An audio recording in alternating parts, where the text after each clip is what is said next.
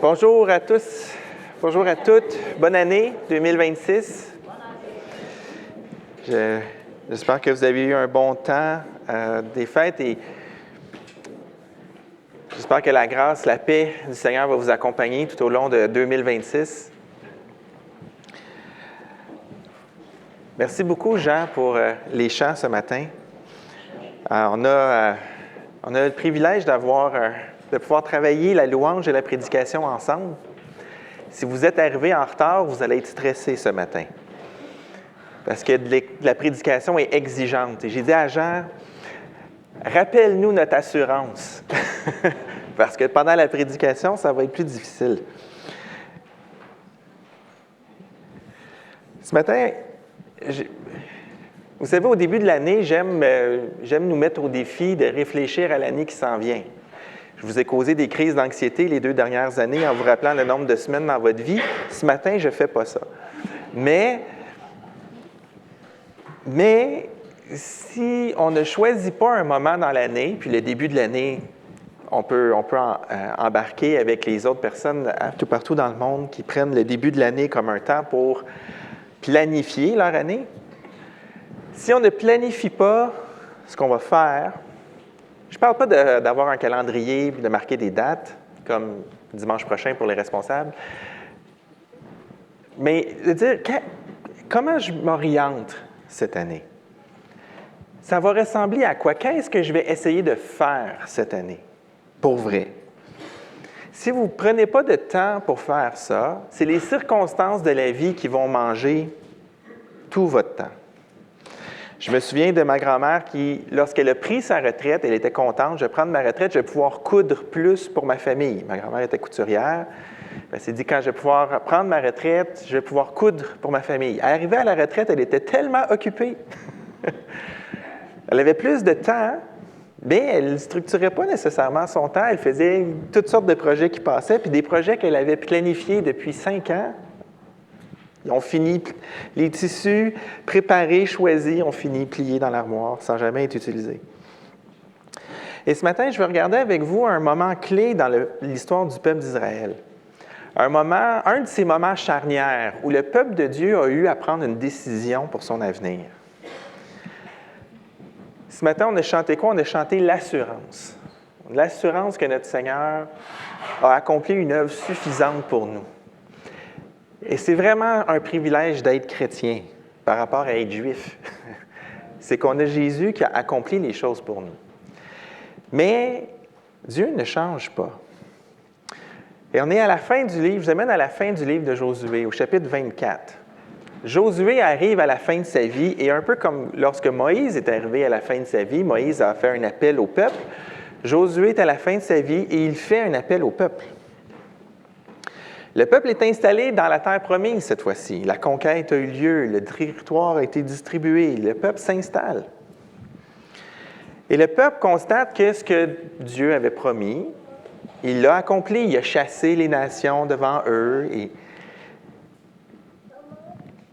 Mais maintenant, ils doivent prendre une décision. On ne fera pas toute l'étude du chapitre, mais le chapitre est comme divisé en 3 morceaux. Il y a un rappel historique, il y a un appel et il y a une alliance qui est faite. Et juste cette structure-là nous communique quelque chose. Notre engagement envers Dieu, si vous avez pris un engagement envers Dieu, ce n'est pas venu de vous. Le chapitre montre, non, on va se rappeler qu'est-ce que Dieu a fait. Voici qu'est-ce que Dieu a fait. Voici l'appel. Maintenant, on y répond. Et dans notre vie, ça doit fonctionner comme ça. L'être humain, on est appelé à répondre à ce que Dieu a fait. On n'est pas les instigateurs de ce que Dieu fait. On n'est pas les instigateurs des événements de notre vie. On répond à ce que Dieu fait. Qu'est-ce que Dieu a déjà fait pour nous? Qu'est-ce qu'il fait encore? Notre engagement, la qualité de notre engagement, la force de notre engagement va dépendre de à quel point on se souvient de ce que Dieu a fait pour nous. Et c'est drôle, ce matin, on se rappelle la table du Seigneur, on se rappelle la nouvelle alliance. On dirait, En tout cas, peut-être que je projette, mais moi, quand j'étais jeune, je comprenais plus le sens du pain que le sens de la coupe. Je comprenais plus le sens de Jésus brisé pour mes péchés qu'une alliance. C'est étrange. Mais vous savez, une alliance, c'est entre plusieurs parties. Et c'est quoi notre partie à nous dans l'alliance? On comprend la partie de Dieu qui va être fidèle, comme si Dieu avait besoin de promettre. Mais c'est quoi notre part à nous? On va voir qu'est-ce que ça veut dire servir l'Éternel, pas à nos conditions, mais à ses conditions. Parce que si on est appelé à servir l'Éternel, on est appelé à servir un roi, selon ses conditions. On va lire la première partie de Josué ensemble, du chapitre 24. Oh! Ouais, là, les reflets ce matin sont... OK. Ouais, pour moi, je vois rien. C'est bon. Josué rassembla toutes les tribus d'Israël à Shittim. Fred, moi, je vais lire ici, tu changeras les slides pour les gens, c'est bon? Josué rassembla toutes les tribus d'Israël à Sichem et convoqua les anciens d'Israël, ses chefs, ses juges, ses officiers. Ils se présentèrent devant Dieu. Josué s'adressa à tout le peuple. Ici, vous remarquez, ce n'est pas juste les leaders qui sont là. C'est tout le peuple qui est là. Voici ce que dit l'Éternel, le Dieu d'Israël. Vos ancêtres, notamment Térak, père d'Abraham, et Nachor, habitaient autrefois de l'autre côté de l'Euphrate et servaient d'autres dieux. J'ai pris votre ancêtre Abraham de l'autre côté de l'Euphrate et je lui ai fait parcourir tout le pays de Canaan. J'ai multiplié sa descendance et je lui ai donné Isaac. J'ai donné à Isaac Jacob et Ésaü. J'ai donné la région montagneuse de Séhir en propriété à Ésaü, tandis que Jacob et ses fils sont descendus en Égypte. J'ai envoyé Moïse et Aaron et j'ai frappé l'Égypte par les prodiges que j'ai réalisés au milieu d'elle. Puis je vous en ai fait sortir. J'ai fait sortir vos pères d'Égypte et vous êtes arrivés à la mer. Les Égyptiens poursuivaient vos pères jusqu'à la mer des roseaux avec des chars et des cavaliers. Vos pères ont alors crié à l'Éternel et l'Éternel a mis les ténèbres entre vous et les Égyptiens, puis il a ramené la mer sur eux et elle les a recouverts. Vos yeux ont vu ce que j'ai fait aux Égyptiens, puis vous êtes restés longtemps dans le désert. Je vous ai conduit dans le pays des Amoréens qui habitaient de l'autre côté du Jourdain, et ils ont combattu contre vous. Je les ai livrés entre vos mains. Vous avez pris possession de leur pays, et je les ai détruits devant vous. Balak, le fils de Tsippor, le roi de Moab, s'est levé et a combattu Israël. Il a fait venir Balaam, fils de Béor, pour qu'il vous maudisse. Mais je n'ai pas voulu écouter Balaam. Il vous a béni, et je vous ai délivré de Balak. Vous avez passé le Jourdain, vous êtes arrivés à Jéricho. Les habitants de Jéricho ont combattu contre vous, tout comme les Amoréens, les Phérésiens, les Cananéens, les Hittites, les Gigartiens, les Héviens, les Jébusiens. Je les ai livrés entre vos mains. Et j'ai envoyé devant vous les frelons qui les ont chassés loin de vous, comme les deux rois amoréens. Ce n'est pas grâce à ton épée ou à ton arc. Je vous ai donné un pays que vous n'avez pas cultivé, des villes que vous n'avez pas construites et que vous habitez, des vignes et des oliviers que vous n'aviez pas plantés et qui vous servent de nourriture. Évidemment, l'histoire d'Israël est encore plus riche que ça, mais Josué choisit ces événements-là dans l'histoire. Et il rassemble le peuple à Sichem, qui est un lieu chargé de sens. Si vous regardez l'Ancien Testament, puis vous regardez tout ce qui se passe à Sichem, il se passe plein de choses. Abraham reçoit la promesse. C'est la première cérémonie d'alliance lorsqu'on rentre dans la terre de Canaan. Et il y a plusieurs autres événements qui sont... C'est un lieu hautement symbolique. Donc, le peuple n'est pas ramassé n'importe où, à un endroit. Il est ramassé à un endroit riche en histoire, quand Dieu intervient envers le peuple, ou quand le peuple prend une décision par rapport à son avenir, c'est là qu'on est.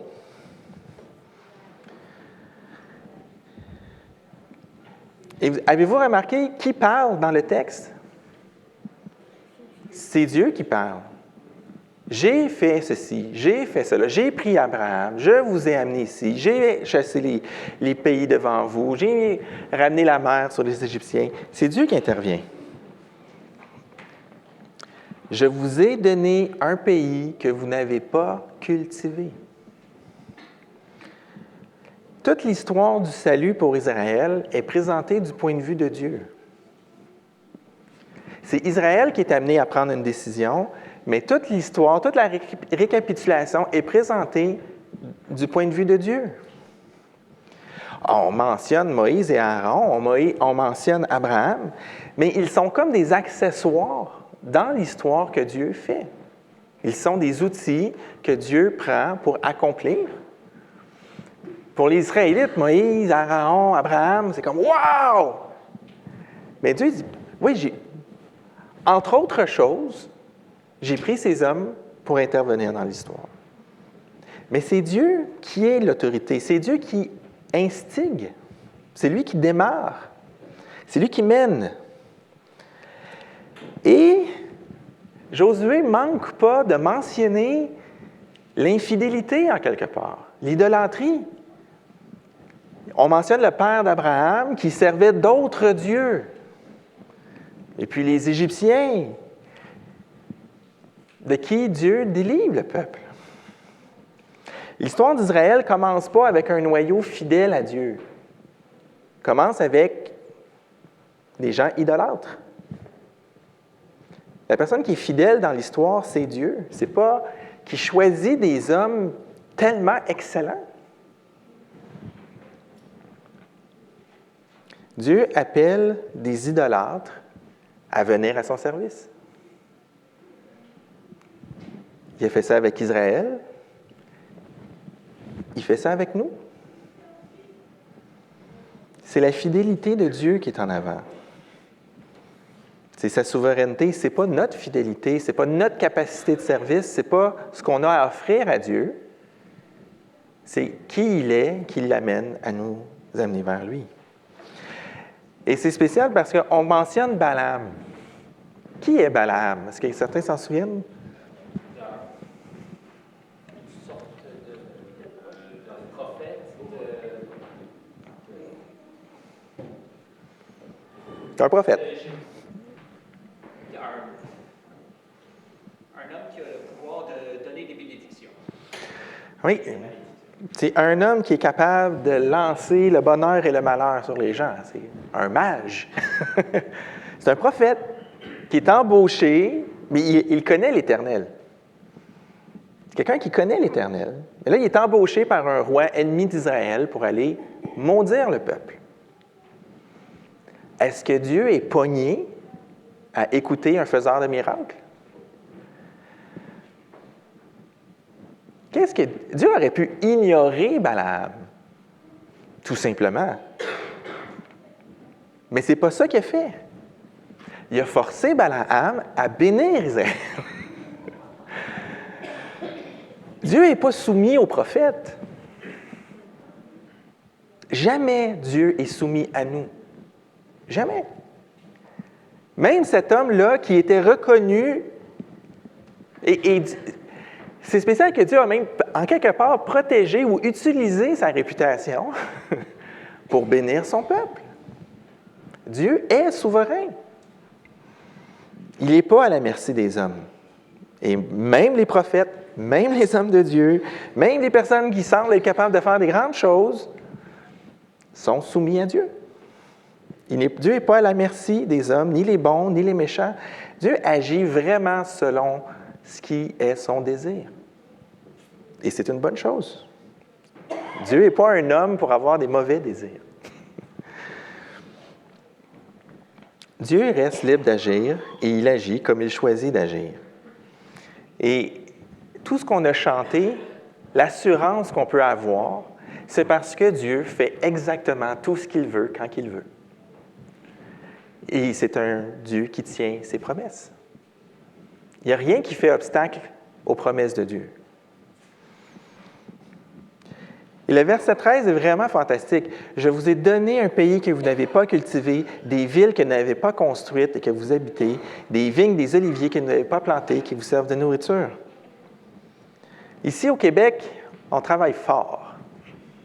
On se prépare une retraite, on se construit une carrière, on a des projets de vie. Est-ce qu'on est vraiment différent des Israélites? Est-ce qu'eux ont reçu plein d'affaires, mais nous, on gagne notre vie?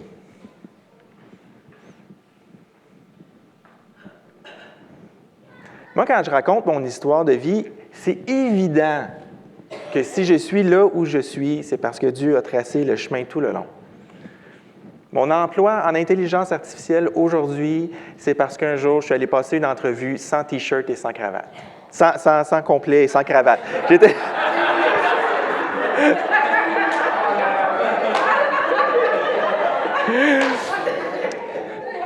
J'étais vulnérable, mais pas à ce point-là. J'avais aucune, tout ce que la personne demandait pour embaucher, j'en avais aucune. Puis j'ai eu l'emploi. Puis quand j'ai demandé à la personne à la fin de mon stage pourquoi il m'avait donné cet emploi-là, il était un peu surpris. Je lui ai rappelé, tu demandais ça. C'était non. J'avais rien de ce que tu voulais. L'autre personne à côté de moi avait tout ce que tu voulais. Pourquoi tu m'as engagé? Il m'a dit, tu m'as pas menti, puis tu n'es pas arrivé en veston-cravate. Et d'été en été, j'ai retravaillé là, j'ai eu un emploi. Tout mon chemin, jusqu'à aujourd'hui, c'est... Moi, je suis parti de l'école LPP, puis je suis allé passer une entrevue pour un stage en secondaire 5. Est-ce que j'ai travaillé? Oui. Est-ce que je suis diligent dans mon travail? Oui. Mais j'habite une ville que j'ai pas construite, je mange un olivier. Je ne suis pas responsable de là où le Seigneur m'a amené. Je peux pas faire autrement que voir l'action de Dieu à plein de moments clés, comme Israël. Et c'est comme chacun de vous. Il dit qu'il a chassé Jéricho devant eux. Ils se sont battus. Les Israélites ont pris l'épée. Ils ont agi. On a une responsabilité d'agir, mais on est conscient que c'est Dieu qui fait le travail. Josué discerne déjà que pour Israël, ils sont tellement fiers d'être rendus là où ils sont qu'ils sont en train d'oublier comment Dieu les a amenés à être là. Et pour motiver son appel qu'il va faire, il insiste non pas sur le futur à venir encore, mais sur « Rappelez-vous d'où on vient, rappelez-vous qui nous a amenés ici, quel genre de Dieu nous sommes appelés à servir. » La tentation d'oublier le passé et de magnifier, d'amplifier notre présent personnel, notre sécurité dans le fait que tout ce qu'on a, la fierté nationale d'Israël. Et vous savez, pour le Israël national, ça n'a pas changé encore. Ils sont confiants dans leur armée super équipée, à la fine pointe. C'est une des meilleures armées au monde, l'armée d'Israël. Après 4000 ans, ils n'ont toujours pas enregistré que s'ils sont le peuple de Dieu et que si vraiment l'Éternel est derrière eux, ce n'est pas dans le nombre de chevaux, dans le nombre de chars, dans la grandeur. C'est un danger constant pour nous. Et ça, Josué le voyait, Moïse le voyait. Et c'est pour ça qu'on a ce texte-là. Il y a un pas entre l'orgueil et la décadence d'une nation, et c'est la même chose pour chacun d'entre nous. Ce que Dieu s'attend, c'est qu'on soit modeste et qu'on reconnaisse qu'on a une dette envers Dieu dans le fait qu'il a conduit notre vie jusqu'ici. Et chacun d'entre nous, et l'Église moderne, aujourd'hui, on arrive à la suite d'une longue chaîne où ce que Dieu intervient dans l'histoire du peuple et il intervient dans notre propre histoire. Et l'œuvre de Dieu est vraiment meilleure que la meilleure de nos œuvres.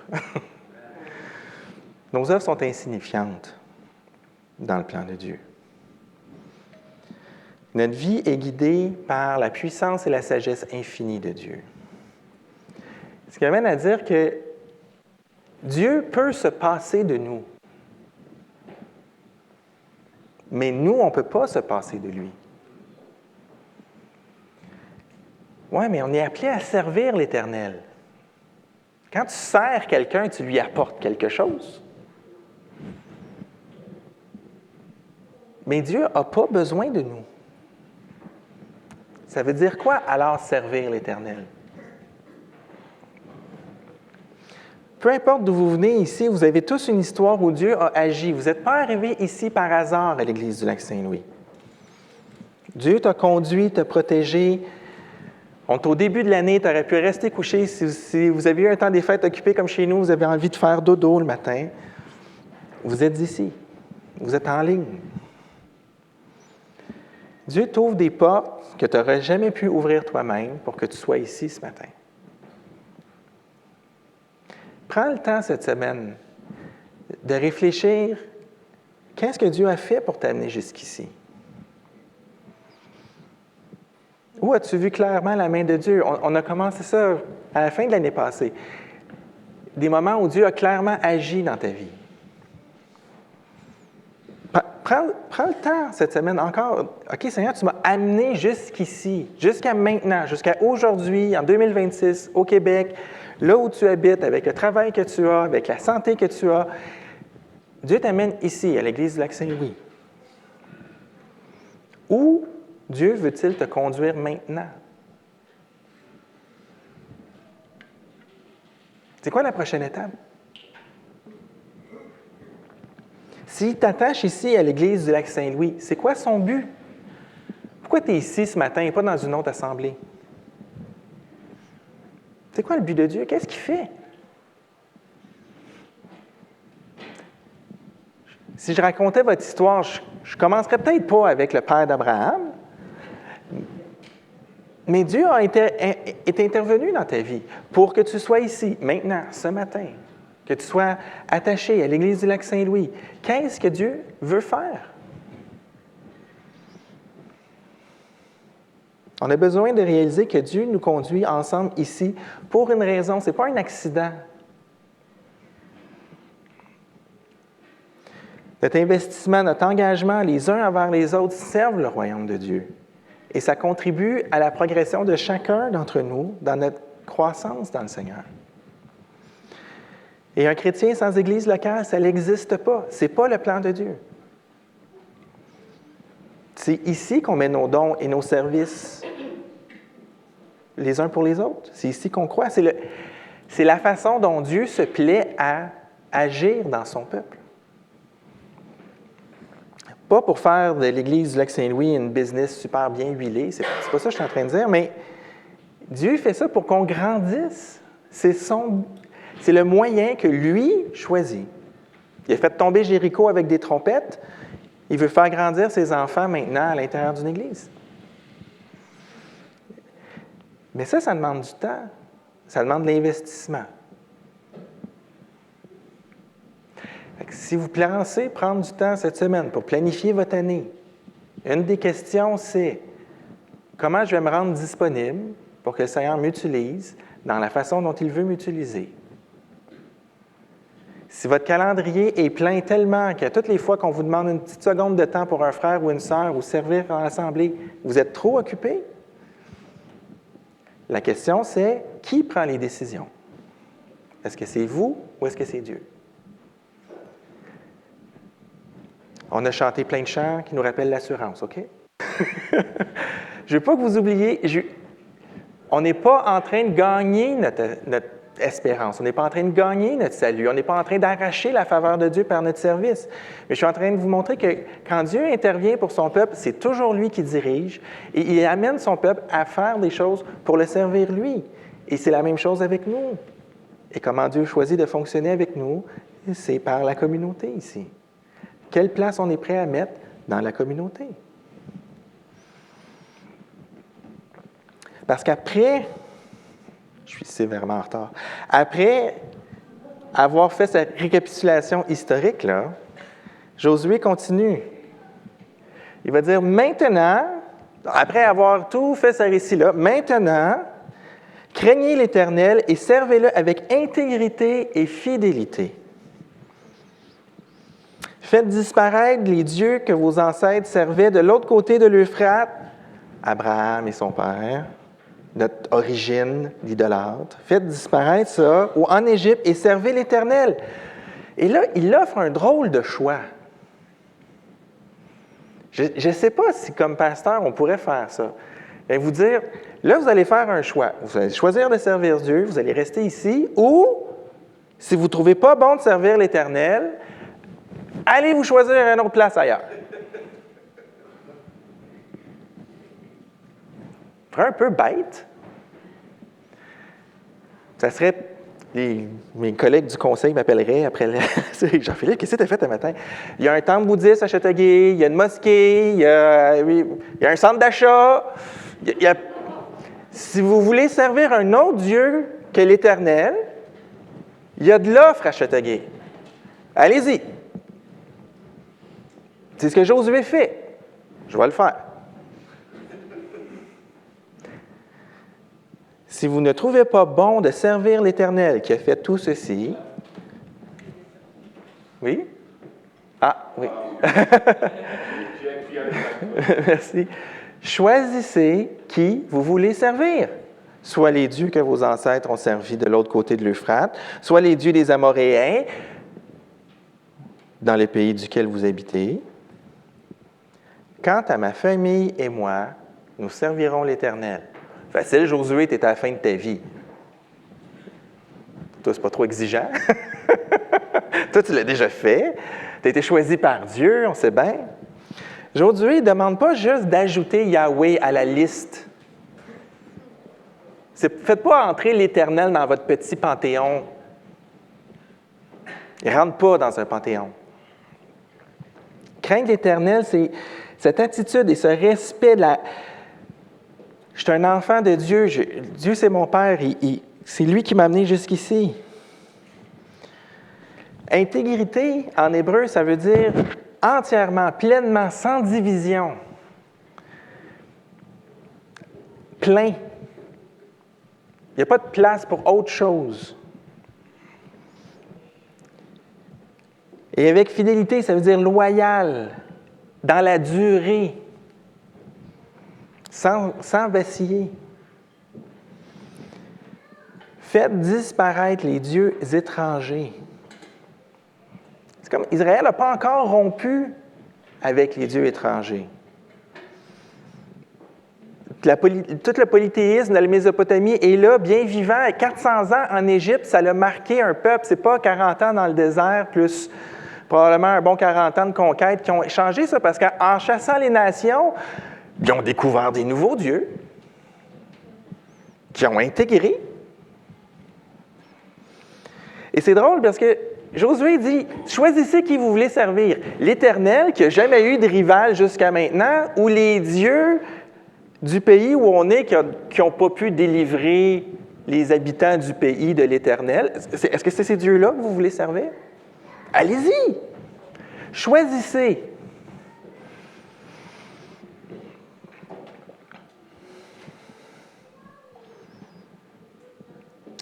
Et j'aime la parole de Dieu. Elle montre les choses telles qu'elles sont. La réaction du peuple, c'est quoi? « Oh, on n'a certainement pas la pensée d'abandonner l'Éternel ou de servir d'autres dieux. C'est l'Éternel qui est notre Dieu. C'est lui qui nous a fait... » Ils sont tous capables de faire la même chose que Josué, de célébrer le passé glorieux de l'Éternel. De 16 à 18, ils vont faire ça. Des versets 16 à 18, ils vont répéter ce que Dieu a fait. Et là, Josué les regarde dans les yeux. Il leur dit, « Vous ne serez pas capables. Vous ne serez pas capable de servir l'Éternel. C'est un Dieu saint, c'est un Dieu jaloux, c'est un Dieu qui n'accepte pas le partage. Les Baals, les Astartés, les dieux des Amoréens, ça ne leur dérange pas, eux, d'être à l'étroit dans un temple avec d'autres dieux avec qui jaser, mais l'Éternel est jaloux. Il n'y en a pas d'autres que lui. Vous ne serez pas capable de servir l'Éternel. Comment le peuple réagit? Non, on va servir l'Éternel. C'est mignon! C'est mignon! Comme un enfant qui a la bouche pleine de chocolat qui dit qu'il ne va pas finir la prochaine bouchée de gâteau. Pourquoi je dis ça? Parce que Josué finit par dire, « OK, faites disparaître du milieu de vous les idoles. » Alors même, ils ne sont même pas repentants.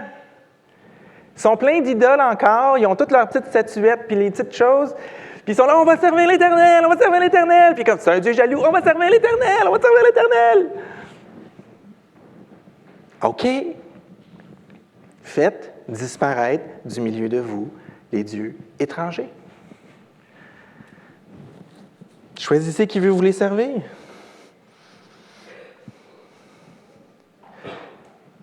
Prétendre qu'on veut servir l'Éternel quand la maison est pleine d'idoles, c'est absurde et c'est dangereux.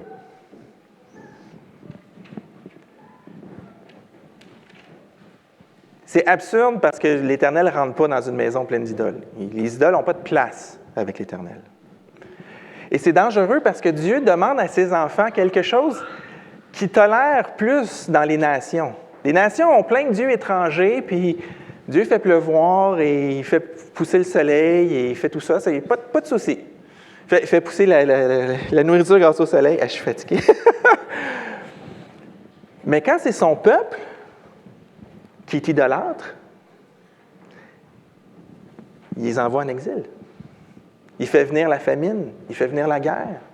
Dieu corrige son peuple. Si vous voulez prétendre servir l'Éternel, vous savez que votre Papa céleste vous aime et qu'il va vous corriger. On ne se met pas à dire « Je vais servir l'Éternel sans conséquence. » Imaginez, vous avez un couple, vous connaissez un couple d'amis, ils ne sont pas mariés encore, mais ils sont fiancés. Puis vous êtes amis avec le garçon, puis un jour vous rentrez, puis vous voyez sa fiancée dans les bras d'un autre homme en train de s'embrasser. Tu vas marier mon ami? Oui, je vais marier ton ami, je l'aime. Qu'est-ce que tu fais là? On ne peut pas dire oh, je vais servir l'Éternel, puis après ça, avoir la maison pleine d'idoles. L'infidélité dans le couple, c'est l'image que Dieu prend pour parler d'idolâtrie quand il parle de lui et son peuple. On veut servir l'Éternel, le seul Dieu, avec toutes nos idoles. C'est nos conditions d'embauche.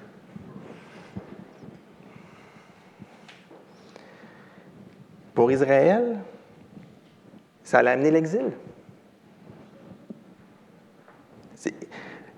Josué 24 termine, Juges chapitre 1, le livre des juges commence, et c'est juste ça. Le peuple désobéit, Dieu amène les nations, le peuple crie, Dieu vient les délivrer. Rinse and repeat. On rince et on recommence. Servir Dieu, ça ne se fait pas à nos conditions, mais ça se fait aux conditions de Dieu. Ce n'est pas un génie qui exauce nos souhaits. Il n'est pas notre esclave. Oui, mais Dieu, tu es bon pour moi. Oui, Dieu est bon pour chacun de nous. Mais à quel prix es-tu prêt à suivre celui qui est bon pour toi et qui fait toujours ce qu'il veut? Est-ce qu'on veut s'attacher à Dieu? C'est vraiment une question. Servir un Dieu qui a besoin de rien, ça veut dire quoi? Aujourd'hui, nos idoles ont moins de l'air d'idoles. Je ne pense pas que si je fouille dans les sacs à main puis les sacs à dos ici, je vais trouver plein de petites statuettes, des pattes de lapin qui portent chance. Je ne pense pas que c'est ça qui va arriver. Mais il y a d'autres dieux qui rentrent, qui sont sans visage. Mammon est sans visage, l'argent est sans visage. La sécurité financière, il n'y a personne qui a un petit hôtel là, avec une photo de Pierre-Yves McSween puis qui brûle de l'encens pour ses REER. Elle n'arrive pas, là. Mais dans notre cœur, elle est où la place de tout ça par rapport à ce que Dieu demande?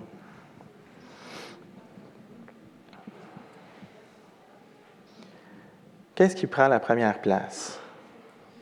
Si vous pouvez vous reposer, si je vous dis que tu as 15 minutes pour te reposer, Tu fais quoi?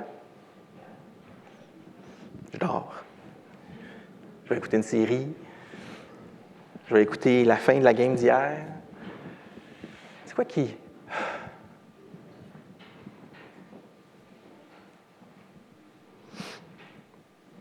Quand on regarde nos vies avec lucidité, ça peut être décourageant. C'est pour ça que j'ai demandé à Jean que le début de la prédication, on soit centré sur l'espérance de ce que notre Seigneur a fait. Je ne veux pas vous écraser. Je veux que vous fassiez un choix éclairé. Et pour faire un choix éclairé, ce n'est pas juste nous qu'on doit regarder, c'est notre Seigneur. Parce que tout dépendait de Dieu dans l'Ancien Testament, tout dépend de Dieu dans le Nouveau Testament. Qu'est-ce que Jésus a fait?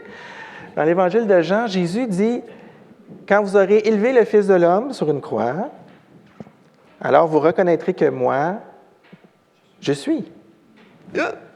Moi, je suis Dieu. Et je ne fais rien de moi-même. » On a déjà parlé de la Trinité à Noël. On ne va pas rentrer dans la Trinité ici.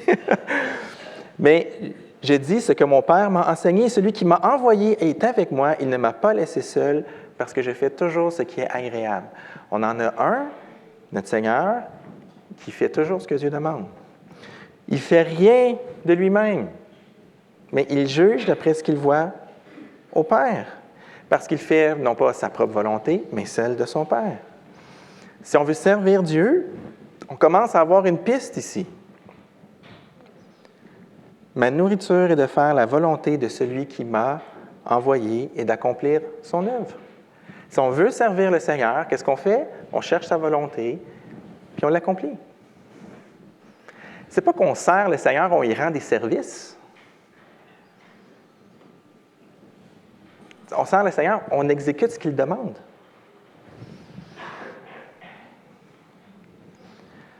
Jésus n'a jamais dévié. Et sa fidélité est parfaite. Et c'est ça qui nous est attribué. Lorsque vous venez au Seigneur Jésus et que vous lui demandez pardon pour vos péchés, c'est ce que vous recevez. L'obéissance de Jésus, qui vous est créditée. Jésus est parti en exil pour nous. On est en sécurité, mais ça ne change pas la gravité de l'engagement. Dans 1 Corinthiens, on a vu, vous avez été rachetés à un grand prix, ne devenez pas esclaves des hommes. Il ne faut pas penser à esclavage États-Unis 1700, le fouet de travailler dans les champs de coton. Là. J'ai vraiment de la misère avec mon langage ce matin. C'est pas cet esclavage. On se met esclave des hommes, le 3/4 du temps, on se met esclave de la tradition des hommes, on se met esclave du regard des hommes. Comment qu'on s'habille, comment qu'on se maquille, les voitures qu'on conduit, les maisons qu'on veut avoir, la richesse qu'on veut démontrer, l'emploi qu'on veut obtenir, le nombre d'enfants qu'on veut avoir pour que notre famille soit d'accord avec notre style de vie. Peu d'enfants, beaucoup d'enfants, toutes les traditions sont disponibles. On est esclave des hommes.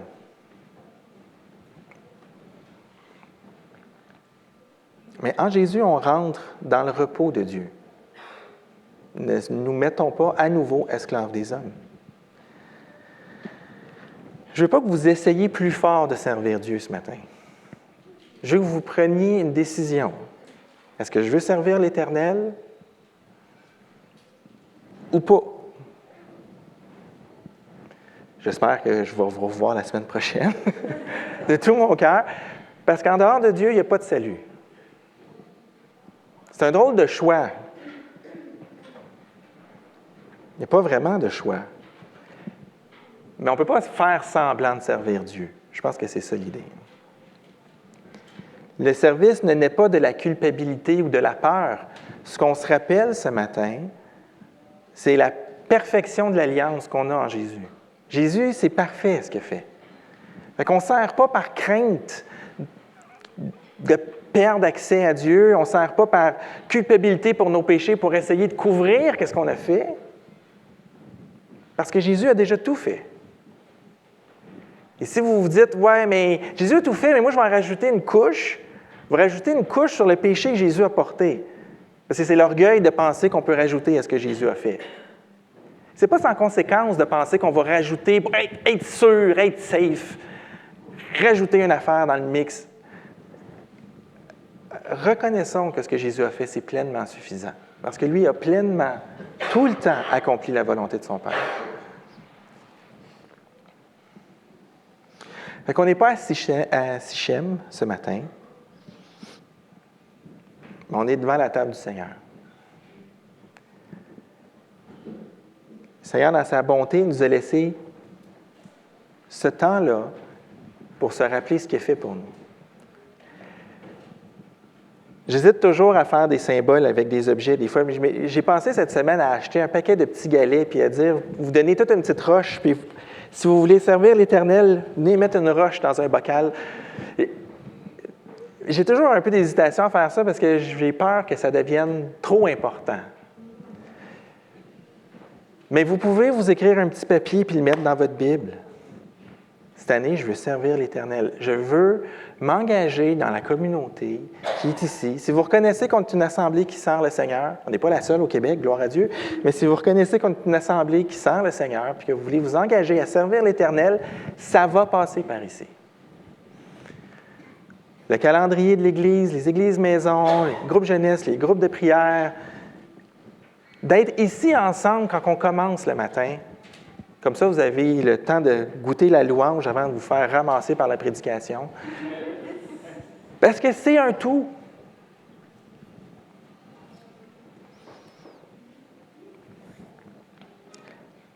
Est-ce que vous voulez dire, ma maison et moi, nous allons servir l'Éternel? C'est la question. Et c'est de reconnaître le travail de Dieu dans votre vie qui va vous amener à prendre cette décision-là. Et peut-être que ce matin, c'est la première fois que tu entends ça comme ça. Viens à Jésus.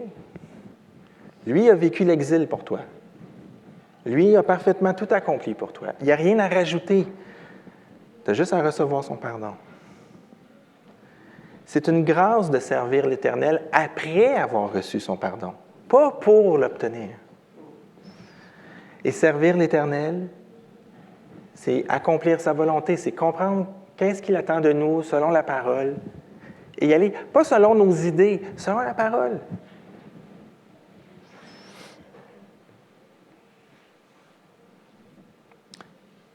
Alors, approchons-nous de la table avec reconnaissance. Je veux dire au revoir à tous nos gens qui sont en ligne. J'aimerais prier.